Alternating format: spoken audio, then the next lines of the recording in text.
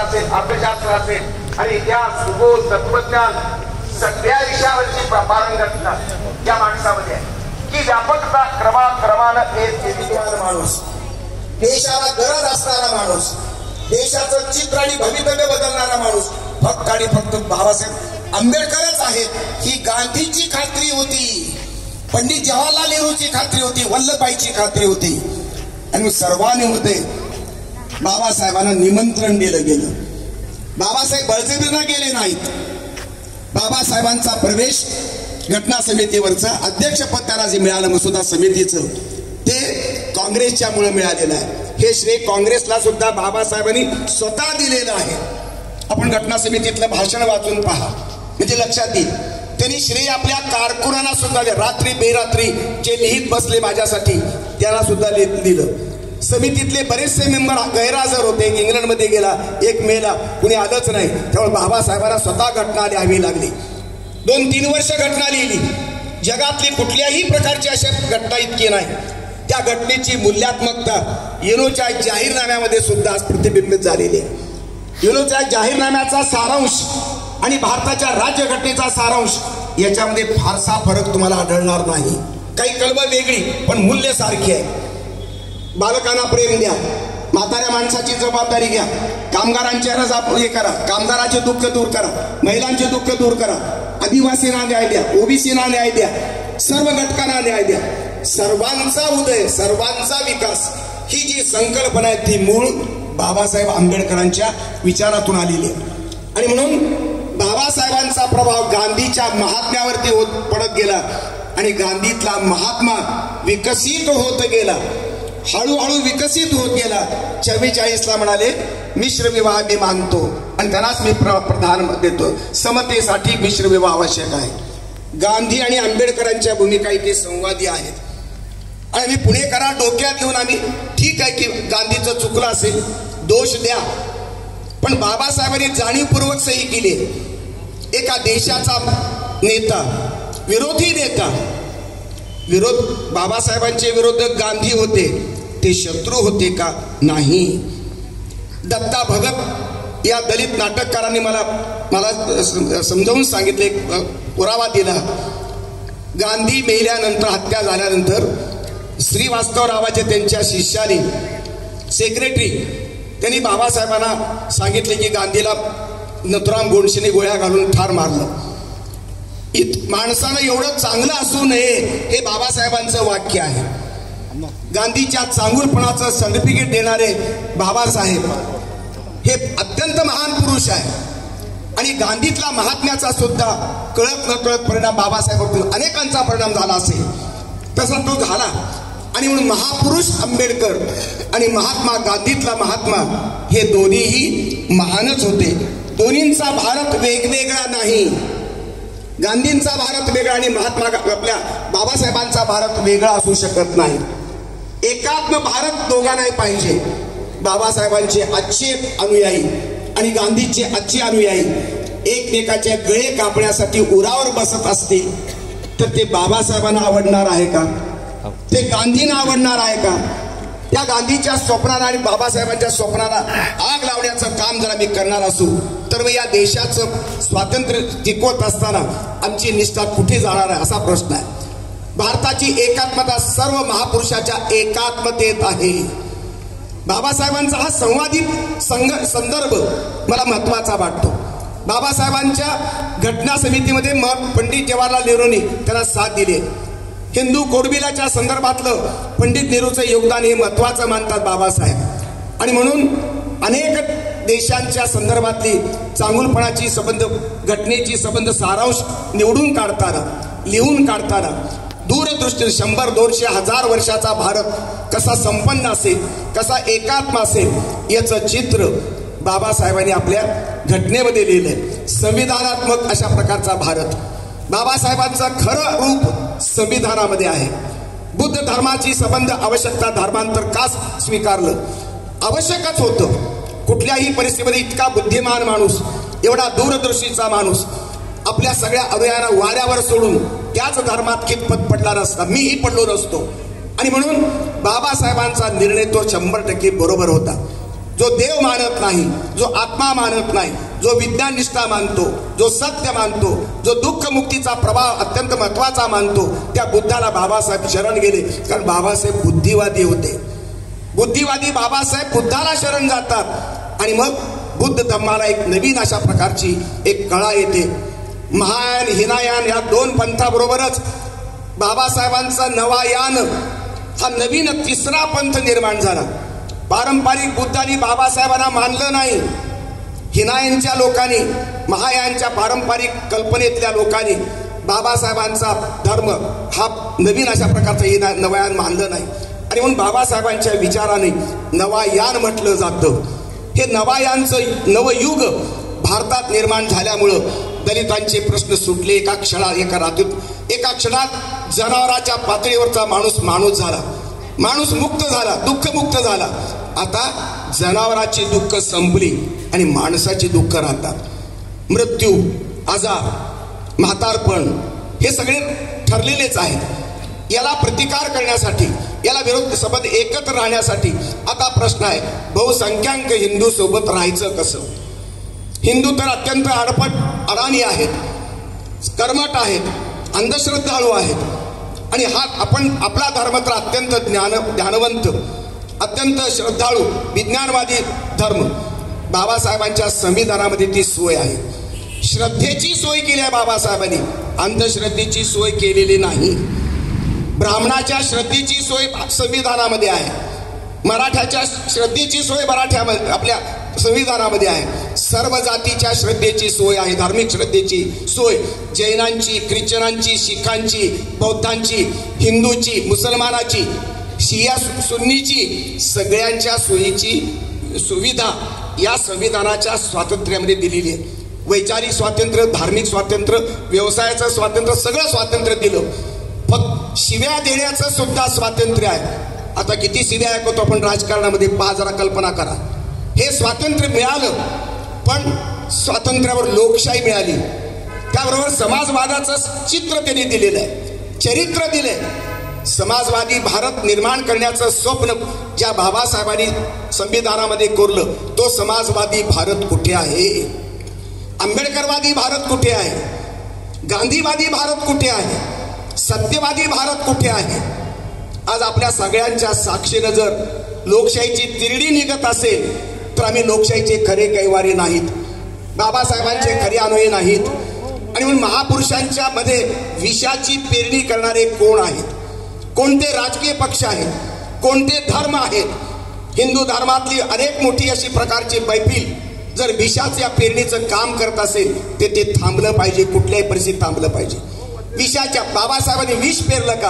अरे अमृत पेरलं, म्हणून अमृत निर्माण झालं. देशांतर झालं नाही, धर्मांतर फक्त बाबासाहेबांनी केलं. देशातलाच धर्म स्वीकारला. अशा बाबासाहेबांची पुण्याई या देशाच्या मातीच्या कणाकणामध्ये आहे. संस्कृतीच्या प्रवाहाच्या प्रत्येक पानावरती आहे, इतिहासाच्या प्रत्येक पानावरती आहे. भविष्य, भूतकाळ आणि संबंध वर्तमानाला गती आणि दिशा देणारं एक नवीन अशा प्रकारचं नवायन बाबासाहेबांनी संविधानामध्ये रोजलेलं आहे. समाजवादी आंबेडकरांचा, बाबासाहेबांचा राज्य समाजवादी विचार होता. स्वतंत्र मजूर पक्षाच्या घटनेमध्ये तो गृहीत धरले, तो निदर्शित करण्यात आलेला आहे.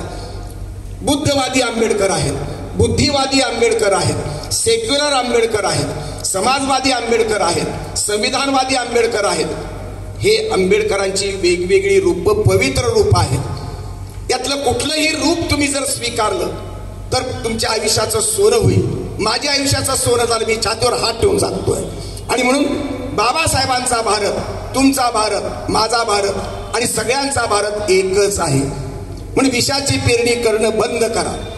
जातीचं विष, धर्मांधतेचं विष, शोषणाचं विष, उच्च नीच भेदभावनेचं विष हे अत्यंत हानिकारक आहे. त्यामुळे भारताचं भवितव्य धोक्यात आलेलं आहे, भारताचं संविधान धोक्यात आलेलं आहे, भारताचं सार्वभौमत्व हे निश्चितपणे संशयास्पद झालेलं आहे. ही एकात्मता टिकवण्यासाठी बाबासाहेबांनी ज्यांच्याशी संवाद साधला, मृत्यूपूर्वीच्या दिवशी ज्यांना पत्र लिहिली SM जोशी आणि आचार्य अत्रे, ती दोन्ही ब्राह्मण माणसं आहेत. आपल्या जातीतल्या लोकांना पत्र लिहिले नाही, RPIची स्थापना करताना बाबासाहेबांच्या डोळ्यासमोर SM जोशी होता, त्यांचं जाणवण होतं. आचार्य अत्र्यांची संबंध जाणवण होतं, त्यांच्यातलं ब्राह्मणरहित माणूस होता. त्यांना प्रवेश देऊन RPIची स्थापना बाबासाहेबांना करायची होती, ती होऊ शकली नाही. RPIचा संबंध अजेंडा, त्यावेळेचा ध्येयवाद, त्यावेळेशी संबंध जाहीरनामा आपण वाचा, तो किती उदात्त आहे, किती व्यापक आहे. संविधानाचं चित्र त्याच्यामध्ये आहे. आणि संविधानाची बांधिलकी मी काय सांगावी, मूल्यात्मकता. युनोचा जाहीरनामा एकीकडे ठेवायचा, महात्मा फुल्याचा सार्वजनिक सत्य धर्मातलं पुस्तकातली सूत्र आपण एकीकडे ठेवायची, दुसरीकडे बाबासाहेब आंबेडकरांचं संविधान ठेवायचं. याच्यामध्ये मूल्यात्मक फरक कुठेच नाही. माणूस माणूस माणूस, माणसाचे सर्व संकुचित संदर्भ संपवून टाकतात बाबासाहेब. आणि माणसाचं भव्य दिव्य अशा प्रकारचं चित्र आणि चरित्र रंगवतात. तेच भारताचं चरित्र आहे, तेच विश्वाचं चरित्र त्यांना अपेक्षित आहे. आणि म्हणून बाबासाहेबांनी बुद्ध स्वीकारला. बुद्धाला शांतता पाहिजे, दुःखमुक्त मानवता पाहिजे. आणि म्हणून विज्ञानाच्या साह्यानं आणि एकांतवादाच्या साह्यानं, प्रत्युत्तर समुत्पादाच्या तत्वज्ञानाच्या साह्यानं हे संबंध जग परिवर्तन करण्याच्या दृष्टीनं संबंध दुःखमुक्त मानवतेपर्यंत घेऊन जाण्यासाठी साहित्य, कला, तुमचं विज्ञान, तत्वज्ञान, इतिहास, सर्व शास्त्र हे उपयोगात यावे. यामुळे सगळे कलावंत हे समाजवादी विचाराचे असावेत. सगळे दुःखमुक्त मानवतेचा ध्येयवाद सगळ्यांनी जपावा. विज्ञानवाद्यांनी जपावा, वकिलांनी जपावा, डॉक्टरांनी जपावा, शिक्षकांनी जपावा, हमालांनी जपावा. ही व्यापक भूमिका घेतल्याशिवाय आपल्याला चांगलं जगता येणार नाही. भारताचा नकाशा हे भारताचं छोटं घर आहे, तुमचं माझं. पृथ्वीचा नकाशा तुमचं माझं घर आहे. 300 कोटी ख्रिश्चन, 250 कोटी मुसलमान, 100-150 कोटी तुमचे हिंदू आणि बाकीचे काय अनेक कोटी, 50 कोटी, 100 कोटी बौद्ध या पृथ्वीच्या नकाशात एकत्र राहतात. कसं राहायचं हा प्रश्न आहे.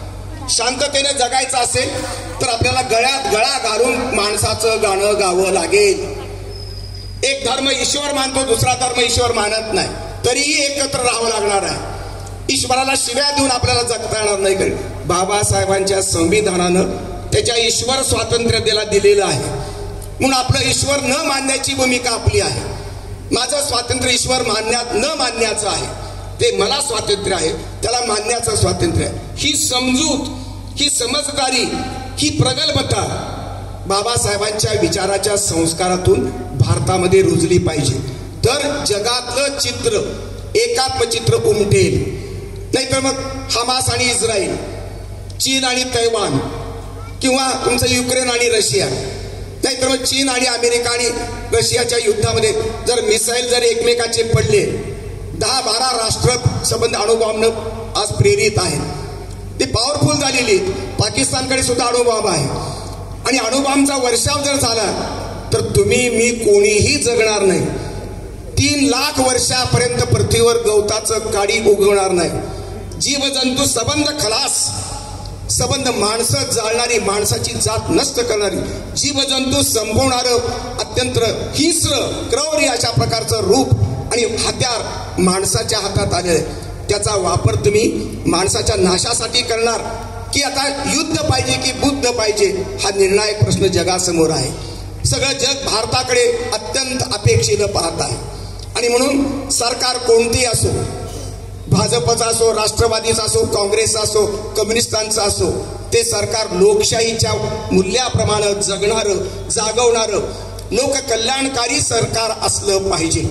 संस्कृती ही सर्वांची एकत्र बांधणारी असावी, एकात्मता शिकवणारी, एकात्मता रक्ताच्या थेंबामध्ये असणारी संस्कृती पाहिजे. आणि म्हणून विषाच्या पेरणीतून काहीही सिद्ध होणार नाही. मतभेद जरूर असू द्या, वेगवेगळे मतभेद असणारच. अनेकांतवाद आहे, अनेक विचार आहे, सत्याकडे पाहण्याचे वेगवेगळे दृष्टिकोन बुद्ध धम्म सुद्धा मानतो.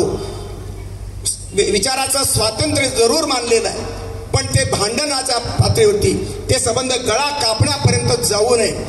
म्हणून गळा घालणार की गळा कापणार या 2 प्रश्नाच्या निर्णायक उत्तरामध्ये जगाचं भवितव्य साठवलेलं आहे. आणि हे जगाचं भवितव्य सुंदर करण्यासाठी मला बुद्ध पाहिजे, मला महावीर पाहिजे, मला गांधीतला अहिंसावादी गांधी पाहिजे, मला बसवेश्वर पाहिजे, मला शांततेचा इस्लाम, समतेचा इस्लाम करणारा मोहम्मद पैगंबर पाहिजे, मला शत्रूवरती दया प्रेम करा म्हणणारा येशू ख्रिस्त पाहिजे. या सर्वांच्या महान मानदंडांच्या संबंध तत्वज्ञानात्मक मुशीमध्ये भारताची संस्कृती एकरूप झालेली आहे.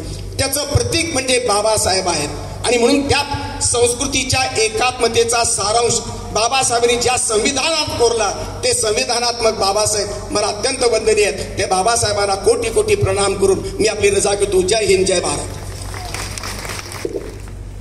आमच्या सर्वांची वैचारिक भूक सरांनी भागवली. दादाभाऊ सरांनी अगोदर भागवली, त्यानंतर आपण सर्वांनी ऐकलंच. डॉक्टर सरांनी पण आपली वैचारिक भूक भागवली. आजचा दिवस टाळ्या वाजवायचा नाही, परंतु त्यांनी खूप चांगल्या रीतीने वैचारिक आपल्याला बरेच संदेश दिलेले आहेत. त्यासाठी त्यांच्यासाठी होऊन जाऊन द्या, काय हरकत नाही. त्या वेळ टाळ्या वाजवा त्यांच्यासाठी. यानंतर त्यांनी मला सांगितलं अर्धा तासच मी बोलेन, पण मला माहित होतं सरांचं एकदा सुरू झालं की ते 1 तास तरी घेतील. धन्यवाद सर, तुम्ही आम्हाला खूप वेळ दिला त्याबद्दल. भारतेन कातं सापं अपराधं कमतु मे भन्ते द्वितीयंपि ओकास वन्दामि भन्ते. भारतेन कातं साप अपराधं कमतु मे भन्ते तृतीयंपि ओकास वन्दामि भन्ते. भारतेन कातं साप अपराधं कमतु मे भन्ते ओकास अहं भन्ते. त्रिशरणेन सदी पंचशीलं धम्मं याचामि अनुगं कृत्वा शीलं देतमे भन्ते. द्वितीयंपि ओकास अहं भन्ते. त्रिशरणेन सदी पंचशीलं धम्मं याचामि अनुगं कृत्वा शीलं देतमे भन्ते. तृतीयंपि ओकास अहं भन्ते. त्रिशरणेन सदी पंचशीलं धम्मं याचामि अनुगं कृत्वा शीलं देतमे भन्ते. वदामि तं वदेत् अहं भन्ते. नमो तस्स भगवतो अरहतो सम्मा संबुद्धस्स. नमो तस्स भगवतो अरहतो सम्मा संबुद्धस्स. नमो तस्स भगवतो अरहतो सम्मा संबुद्धस्स. नमो तस्स भगवतो अरहतो सम्मा संबुद्धस्स. बुद्धं शरणं गच्छामि. बुद्धं शरणं गच्छामि. धम्मं शरणं गच्छामि. धम्मं शरणं गच्छामि. साधु. धन्यवाद. स्वजन उद्धार भगवंता मुचा खरा भक्त काज. चवदार संगरी शस्त्रधरिता करी कापला आरियोरी रोदरूपा. मुक्तिपथ कोणता जीन स्मृती जाळीता. उजाळल्या गतिका मार्ग साजा. राष्ट्रीय घटना कृती शोभते भारती. मानव बोलती सात संज्ञ.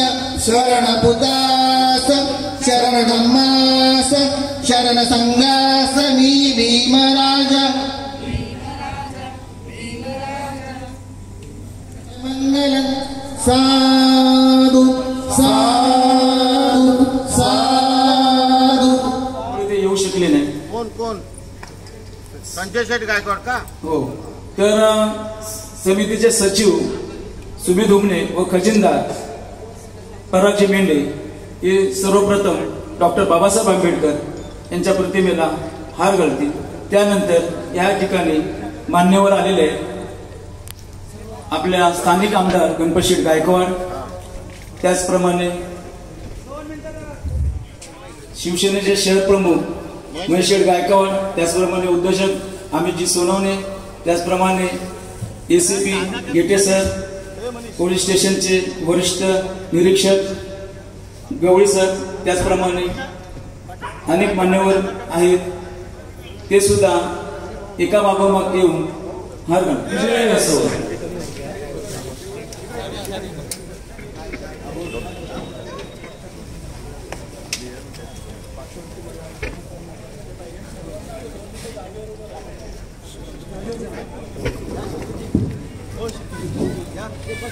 मान्यवरांचे हार घालून झाल्यावरती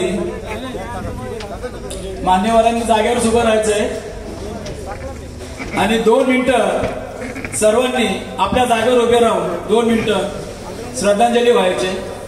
कृपया 2 मिनिटं सुरू. भोसले साहेब थांबा जरा 2 मिनिटं थांबा.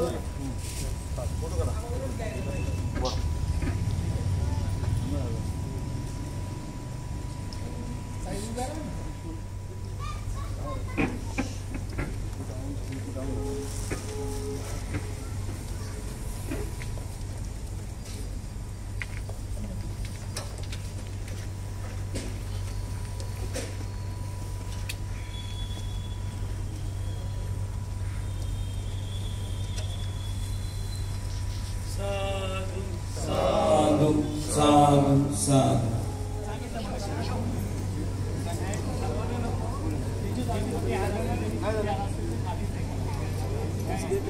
बिझी आहे का?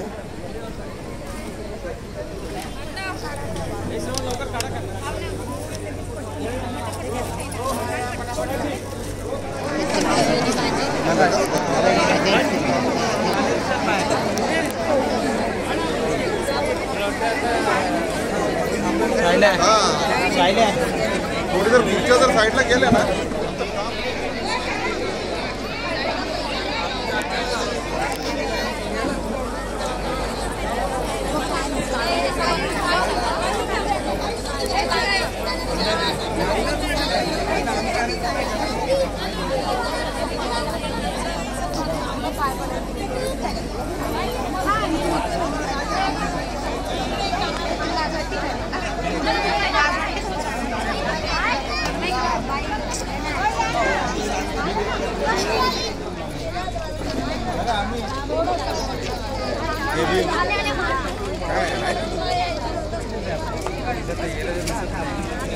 काय